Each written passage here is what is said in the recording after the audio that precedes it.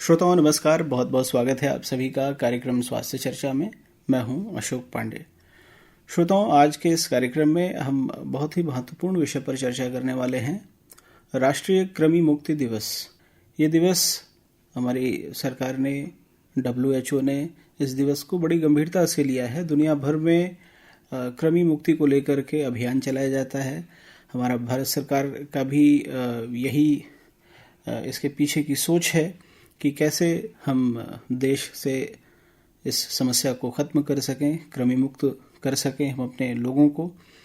और इस उपलक्ष्य में हमारी उत्तर प्रदेश सरकार भी काफ़ी प्रयासरत है कि प्रदेश को कैसे कृमि मुक्त घोषित किया जाए, कैसे हम इसके लिए अभियान चला सकते हैं, क्या क्या हम इसके लिए कार्यवाही कर सकते हैं। स्वास्थ्य विभाग बड़ा एक्टिवली इसमें पार्टिसिपेट करता है। स्वास्थ्य विभाग के जो कर्मी हैं वो सभी बहुत सहयोगी रवैया अपनाते हैं और प्रदेश को, देश को कृमि मुक्त करने के लिए आगे आते हैं। तो कृमि मुक्ति की ये जो प्रक्रिया है ये क्या है और क्यों एक दिवस सरकार को ऐसा घोषित करना पड़ा, ये सब कुछ प्रमुख मुद्दे हैं जिन पर आज हम इसमें चर्चा करेंगे। और इस बारे में विस्तार से जानकारी देने के लिए हमारे साथ स्टूडियो में डॉक्टर शिव शक्ति प्रसाद द्विवेदी जी हैं।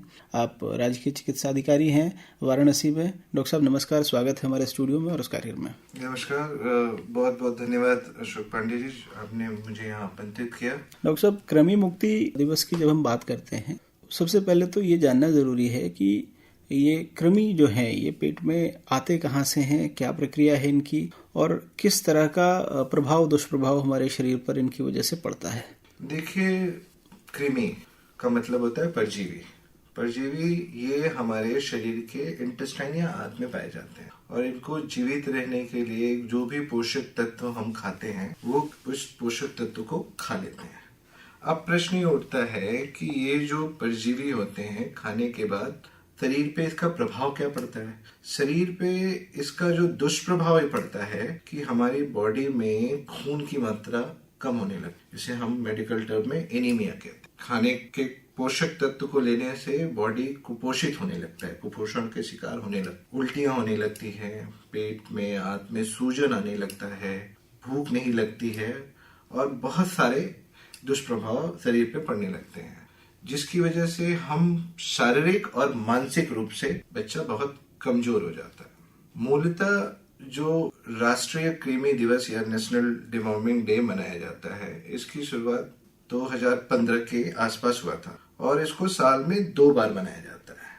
फरवरी 2015 में जब इसकी शुरुआत हुई तो 11 राज्यों और केंद्र शासित प्रदेश के 277 जिलों में इसकी शुरुआत स्वास्थ्य एवं परिवार कल्याण मंत्रालय द्वारा किया गया, जिसमें आपका आसाम, बंगाल, कर्नाटक, तमिलनाडु, मध्य प्रदेश, महाराष्ट्र और भी कई जिले शामिल हैं। बाद में ये आगे चल के 2016 में पूरे भारतवर्ष में इस दिवस को मनाया गया। देखिए, राष्ट्रीय कृमि दिवस या नेशनल डिवॉर्मिंग डे का जो मुख्य उद्देश्य है वो कृमि संक्रमण को रोकना और इसके बचाव और लोगों में जागरूकता पैदा करना है, स्पेशली 1 वर्ष से 19 वर्ष की आयु के बच्चों और किशोरों में। तो सबसे अधिक प्रभावित होने वाला जो वर्ग है इस समस्या से वो युवा वर्ग ही है, जो किशोर अवस्था वाला वर्ग है यही है, ये कहीं भी किसी भी उम्र में किसी भी व्यक्ति को हो सकती है। देखिए, हम देखते हैं कि मेजॉरिटी किस में है, तो मेजॉरिटी 1 वर्ष से 14 वर्ष की आयु में ज्यादा होती है और प्रायतः ये ग्रामीण क्षेत्रों में ज्यादा होती है। क्या होता है कि ग्रामीण क्षेत्रों में लोगों के घरों में शौचालय की व्यवस्था नहीं है, तो लोग शौच करने के लिए, बच्चे बड़े बुजुर्ग बाहर जाते हैं। जब बच्चे बाहर शौच के लिए जाते हैं तो उनकी शौच में ये जो परजीवी होते हैं जो आंतों में चिपके रहते हैं, इनके अंडे आ जाते हैं, जिसकी वजह से जो मिट्टी होती है। एक चीज और बता देना चाहता हूँ कि ये जो परजीवी है इसका जो मुख्य कारण है वो STH, सॉइल ट्रांसमिटेड हेलमिंथी, मतलब मिट्टी के माध्यम से हमारे शरीर में जाता है। दूषित भोजन की वजह से भी ये जाता है, दूषित पानी की वजह से भी जाता है, लेकिन जो बच्चे खुले में शौच करते हैं उनके शौच में ये परजीवी के कीड़े के अंडे होते हैं, वो आ जाते हैं। अब हम अगर बाहर नंगे पांव घूमेंगे, या बच्चा है वो मिट्टी में खेल रहा है, उसके हाथों के माध्यम से, उसके नाखूनों के माध्यम से वो अंडे आ जाते हैं। और जब वो बच्चा भोजन करता है, पानी पीता है, या किसी जगह पे हाथ डालता है, तो वो अपने आप आपके मुख के माध्यम से शरीर के अंदर चले जाते हैं। और जैसा मैंने आपको बताया, विभिन्न प्रकार के लक्षण, दुष्प्रभाव दिखने लग जाते हैं। तो ये तो जो आपने बताया, एक कारण ये है कि खुले में शौच जो है, जो ग्रामीण क्षेत्रों में बहुतायत में है, हालांकि सरकार इसके लिए भी प्रयासरत है और कई क्षेत्रों को जो है खुले में शौच से मुक्त घोषित भी किया गया है और ये प्रयास निरंतर जारी है। ये धीरे धीरे सरकार की योजना है कि कैसे इसको एकदम खत्म किया जा सके। उसके अलावा जैसे जब ये जो परजीवी है किसी बच्चे के या किसी व्यक्ति के शरीर में प्रवेश कर जाता है मुख के माध्यम से, भोजन के माध्यम से या पानी के माध्यम से, तो उसके बाद आपने बताया कि बहुत सारे बदलाव शरीर में होते हैं। दर्द शुरू होता है, आंतों में सूजन हो सकती है, उल्टी, दस्त जैसी चीजें शुरू हो सकती हैं। तो आम तौर पर जो पेट का दर्द है या उल्टी दस्त है, जो सामान्यतः घरों में होता है, उसमें और इस तरह के जो कृमि के कारण पेट में दर्द हो रहा है या उल्टी दस्त हो रहा है, हम कैसे अंतर ये कर सकें, हम कैसे ये पहचान कर सकते हैं कि ये समस्या जो है पेट में कीड़ों की वजह से है। कई बार हमने देखा है कि बच्चे सोते हैं और सोते समय उनमें दांत कटकटाने की आदत सी होती है, तो कई सारे लोग उससे भी रिलेट करते हैं कि बच्चे के पेट में कीड़े हो सकते हैं, इस वजह से वो दांत से ऐसे कटकटाने की आवाज कर रहा है। इसमें क्या समानता है, क्या इसको हम कैसे क्लियर कर सकते हैं? महत्वपूर्ण चीजें है कि भारतवर्ष में वैसे तो जो ये कृमि हैं, ये जो परजीवी हैं, कई प्रकार के होते हैं, लेकिन भारतवर्ष में मुख्यतः 3 प्रकार के परजीवी पाए जाते हैं। सबसे पहला हुकवर्म, दूसरा आपका राउंड वर्म, एंड जो तीसरा है विपवर्म।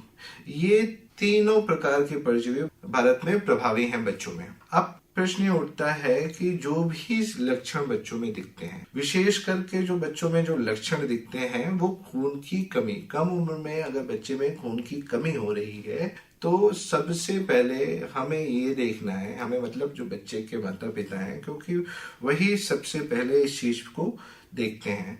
बच्चा जब मल त्याग करता है, शौच करता है, तो उस शौच में क्या खून आ रहा है या नहीं। अगर ये खून आ रहा है तो बच्चे के फ्रेश स्टूल की जांच करानी चाहिए, जिससे ये कंफर्म हो सकता है कि ये जो बच्चा है इसके पेट में क्या प्रॉब्लम है। अगर उस फ्रेश स्टूल की जांच पॉजिटिव आती है, मतलब बच्चे में परजीवी के कारण, जिसे हम कीड़े भी कहते हैं, पेट के कीड़े आम भाषा में कहते हैं, वो प्रभावी रूप से कार्य कर रहे हैं। तो ये मुख्य कारण है। और दूसरा, सबसे पहला मैंने आपको बताया एनीमिया, और दूसरा सबसे बड़े कारण है कुपोषण। अचानक बच्चे का हेल्थ ड्रॉप करने लगेगा, उसके वजन ड्रॉप करने लगेंगे, जो एक प्रकार का अलार्मिंग साइन होता है कि ये उस ओर जा रहा है। क्योंकि देखिए, प्रायतः हमारे देश में अगर हम बात करें आंकड़ों की, तो बच्चों की बात करें, यूं तो ये 1 साल से 19 साल जो पॉपुलेशन, टारगेट पॉपुलेशन सरकार ने लिया है, वो 1 साल से 19 साल के बच्चे और किशोरों में है। लेकिन 1 साल से 14 साल के आयु के बच्चों में अगर हम देखते हैं, तो लगभग 24 करोड़ मामले पूरे भारतवर्ष में अकेले इसमें पाया जाता है। इसीलिए भारत सरकार ने 2016 में इसे साल में 2 बार मनाने का निर्देश दिया। एक तो 10 फरवरी को और एक आपका 10 अगस्त, 2 बार ये कार्यक्रम सरकार द्वारा कराया जाता है। इतना ही नहीं, सरकार इसे स्कूलों में, आंगनवाड़ी के माध्यम से, आपका गैर सरकारी स्कूलों में, हर जिसको कहते हैं प्लेटफॉर्म पे लोगों को अवगत कराती है, लोगों को दवाइयां उपलब्ध कराती है और कैसे इससे बचाव किया जाए, सरकार के मार्फत ये काम हो रहा है। और सबसे अच्छी बात है कि विगत कुछ वर्षों में अगर हम देखें तो इसका ग्राफ काफी ज्यादा कम हुआ है, लेकिन अभी भी हम उस डेंजर लाइन पे हैं। अच्छा डॉक्टर साहब, हमने कारणों की बात कर ली, हमने इस बीमारी या इस कृमि की वजह से जो लक्षण प्रभावी होते हैं उनकी चर्चा कर ली, और अब हम ये जानना चाहेंगे, विशेष करके जो हमारे श्रोता जो ग्रामीण क्षेत्रों से हैं, कि अगर किसी बच्चे में ऐसे लक्षण दिखाई दे रहे हैं तो उन्हें करना क्या चाहिए।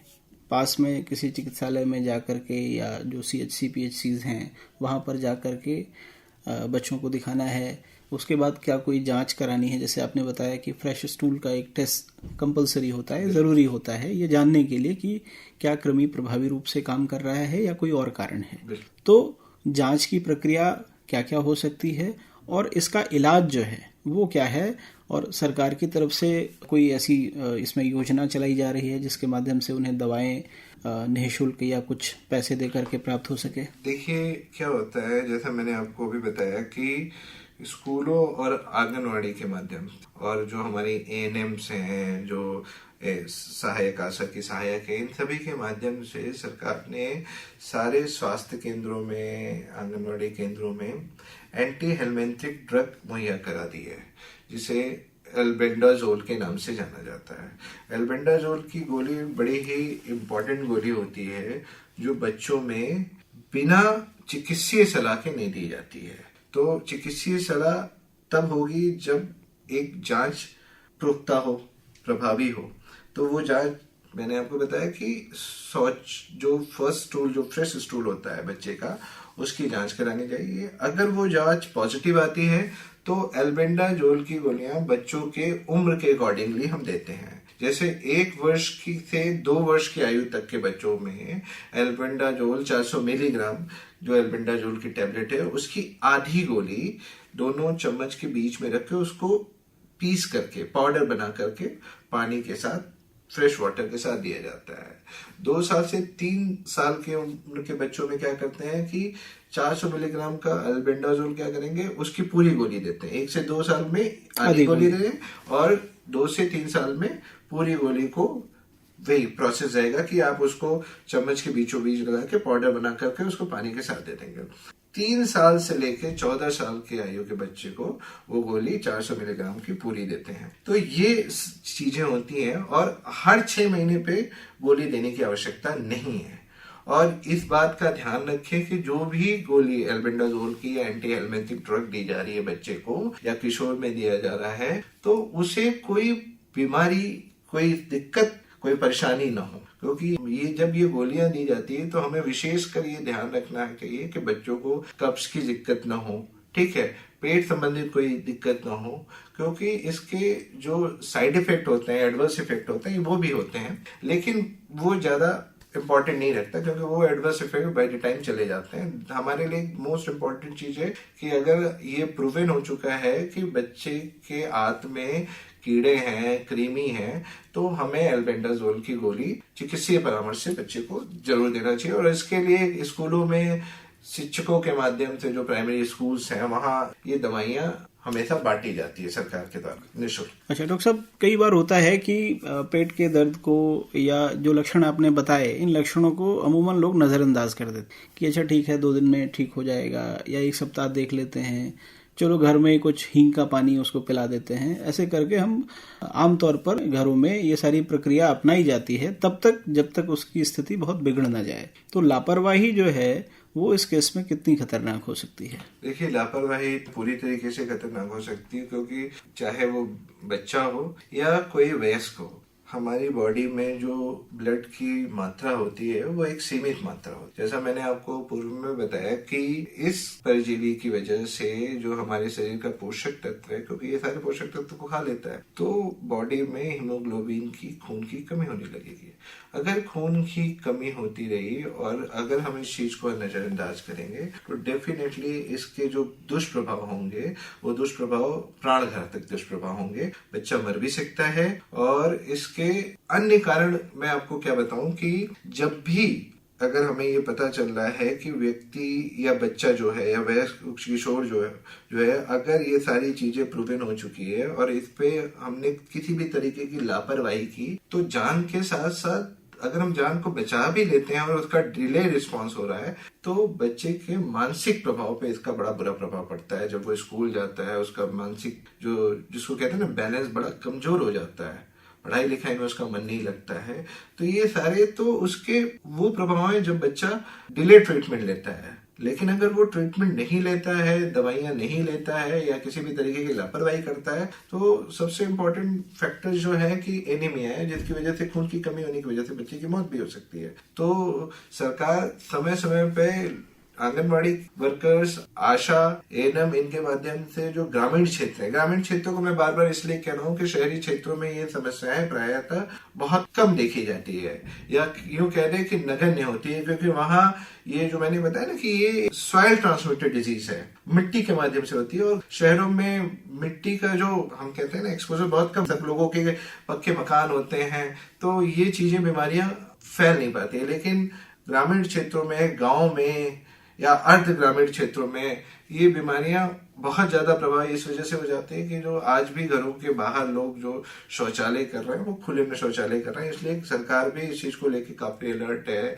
आज की सरकार भी इस चीज को लेकर काफी, जिसको कहते हैं, एक्टिव है। वो जगह जगह शौचालय भी बना रही है, लेकिन फिर भी लोग इस चीज को न समझते हुए, या हम यूं कहते हैं कि जानकारी का अभाव होते हुए लोग बाहर जा रहे हैं, शौचालय कर रहे हैं। लेकिन सरकार अनवरत इस कार्यक्रम को चला रही है, लोगों को जागरूकता पैदा कर रही है, लोगों को बता रही है कि कृमि क्या होता है, परजीवी का क्या दुष्प्रभाव है, इसके क्या लक्षण हो सकते हैं, इसके क्या कारण हो सकते हैं, इसे कैसे बचा जा सकता है। हर स्तर पे सरकार इसको, चाहे वो भारत सरकार हो, चाहे वो हमारी प्रदेश की सरकार हो, वो पूरी तरीके से कटिबद्ध है। और स्वास्थ्य विभाग हर समय इस चीज पे अपने कार्य को निरंतर पॉजिटिव वे में देता आ रहा है। निश्चित तौर पर डॉक्टर साहब, वक्त हो रहा है कार्यक्रम को समाप्त करने का। तो हमारे जो भी श्रोता, विशेष करके ग्रामीण क्षेत्र के श्रोताओं की हम बात करना चाहेंगे, क्योंकि बार बार चर्चा में जो जिक्र आ रहा है कि ये समस्या व्यापक रूप से जहां पाई जाती है वो ग्रामीण क्षेत्र या जो कस्बाई इलाके हैं उनमें ये समस्या ज्यादा है। तो उन श्रोताओं से क्या अपील करना चाहेंगे, उन्हें क्या संदेश देना चाहेंगे? देखिए, सबसे इम्पोर्टेंट चीज है, हमारे इंग्लिश में एक फ्रेज है कि prevention is always better than cure. अगर हम ऐसी कुछ चीजें जो अपने जहन में बिठा लें कि अगर इन सारी चीजों के करने से हम इस भयंकर बीमारी से बच सकते हैं, तो हमें वो करना चाहिए। वो कौन कौन सी चीजें हैं जिनसे हम इस बीमारी से बच सकते हैं? तो सबसे पहला और सबसे इम्पोर्टेंट चीज कि आप जब भी भोजन करें तो अपने हाथों को साफ पानी से धुलें। शौच करने के बाद अपने हाथों को साफ पानी और साबुन से धुलें। दूसरा इम्पोर्टेंट कि जब भी आप बाहर निकलें तो जूते या चप्पल पहन करके निकलें।